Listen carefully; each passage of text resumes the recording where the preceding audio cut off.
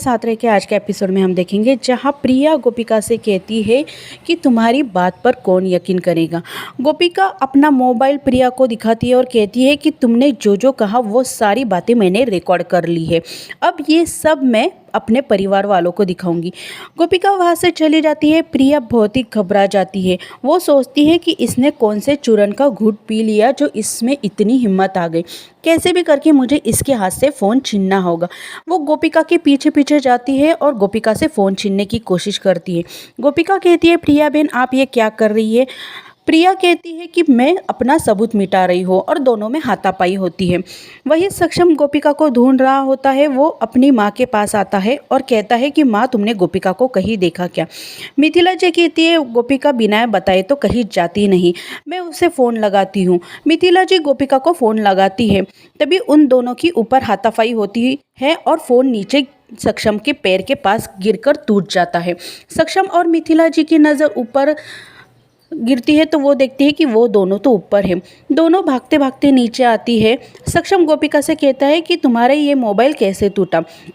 तभी प्रिया कहती है कि मेरी वजह से, हम दोनों ऊपर सेल्फी खींच रहे थे, मोबाइल मेरे हाथ से स्लिप हो गया और वो नीचे गिर के टूट गया। आई एम सॉरी गोपिका। सक्षम कहता है कि मैं तुम्हें नया मोबाइल लेकर आऊँगा। गोपिका कहती है अगर कोई चीज़ बेकार हो जाए तो उसकी मरम्मत की जाती है, ना कि दोबारा नया लिया जाता है। तभी मिथिला कहती है गोपिका सच बताना कि यह मोबाइल कैसे टूटा। तभी प्रिया मिथिला जी से कहती है आप तो बिना वजह मुझ पर शक कर रही है, जब यह मोबाइल ठीक हो जाएगा तो आप देखना कि हम सेल्फी खींच रहे थे। प्रिया के हाथ में मोबाइल आ जाता है। सक्षम गोपिका से कहता है मैं तुम्हें कुछ दिखाना चाहता हूँ और वो गोपिका को वहाँ से लेकर जाता है। प्रिया बहुत ही खुश हो जाती है कि उसके हाथ में मोबाइल आ गया। सक्षम गोपिका को अपने कमरे में ले जाता है। उसने बहुत ही अच्छी तरह से ब्लू कलर का पूरे कमरे में इंटीरियर किया होता है, जिसे देखकर गोपिका बहुत ही खुश हो जाती है।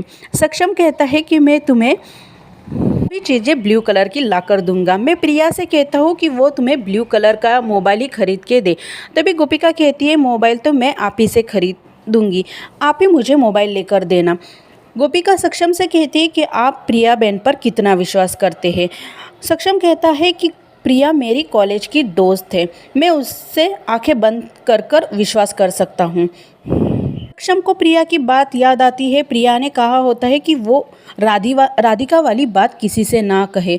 सक्षम कुछ नहीं कहता है। गोपिका सोचती है कि ये सही समय नहीं है, मुझे प्रिया के खिलाफ कुछ सबूत इकट्ठे करने पड़ेंगे। सक्षम जी तो आंखें बंद करके प्रिया पर विश्वास करते हैं।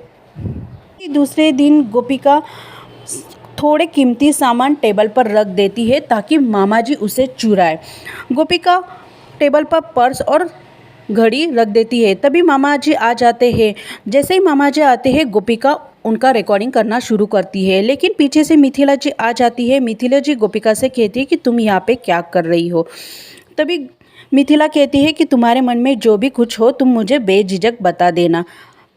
तभी मामा जी सारा सामान चुरा कर ले जाते हैं। गोपिका जब आती है तो देखती है कि टेबल पर कोई कीमती सामान नहीं है। वो बहुत ही खुश हो जाती है। तभी मामा जी गोपिका के पास आते हैं और कहते हैं कि ये तुम्हारा कुछ कीमती सामान है जो तुमने यहाँ पर रखा था, किसी नौकर के हाथ ना लगे इसीलिए मैंने उठा लिया। और मामा जी वहाँ से चले जाते हैं। गोपिका सोचती है कि ये मामा जी को आखिर क्या हुआ, इन्होंने चोरी क्यों नहीं की, मैं तो कुछ रिकॉर्ड भी नहीं कर पाई। गोपिका सोचती है इतने कम समय में इन्होंने इतना सारा सामान कैसे समेट लिया, कुछ तो गड़बड़ है। वही मामा जी प्रिया से कहती है कि मेरा लाखों का सामान का नुकसान हो गया। प्रिया कहती है हमें तो करोड़ों कमाना है। तभी गोपिका देखने के लिए आ जाती है कि मामा जी क्या कर रहे हैं। वो देखती है कि मामा जी बेड पर खड़े हैं। गोपिका सोचती है मुझे शक तो पहले से ही था, लेकिन यकीन अब हो गया है।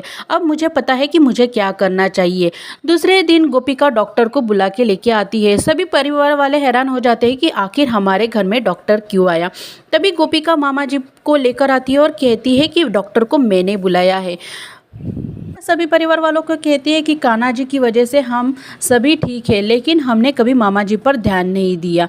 वो डॉक्टर से कहती है कि मामा जी को महसूस नहीं होता है। वो एक छड़ी लेकर आती है और मामा जी के पैरों में मारती है और मामा जी से कहती है आपको कुछ महसूस हो रहा है? मामा जी कहते हैं नहीं नहीं। प्रिया ये देखकर बहुत ही घबरा जाती है।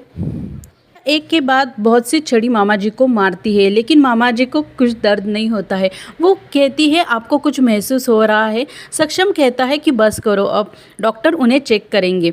डॉक्टर मामा जी को चेक करते हैं। वो कहते हैं कि आपके पैरों के नसें, जॉइंट तो सब कुछ ठीक है।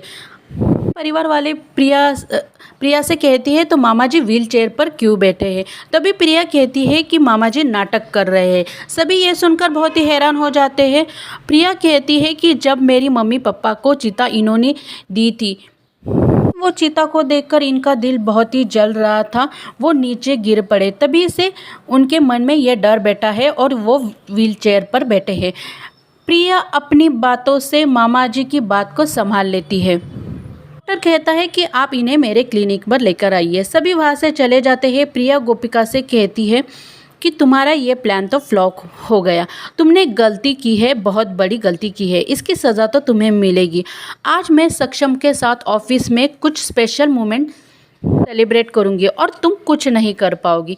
तभी गोपिका मन में सोचती है कि ये तो आने वाला वक्त ही बताएगा। और आज का एपिसोड यहीं पे समाप्त होता है।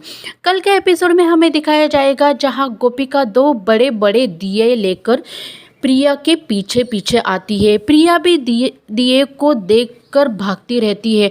सभी परिवार वाले ये देखकर बहुत ही हैरान हो जाते हैं। और आज का एपिसोड यहीं पे समाप्त होता है। धन्यवाद।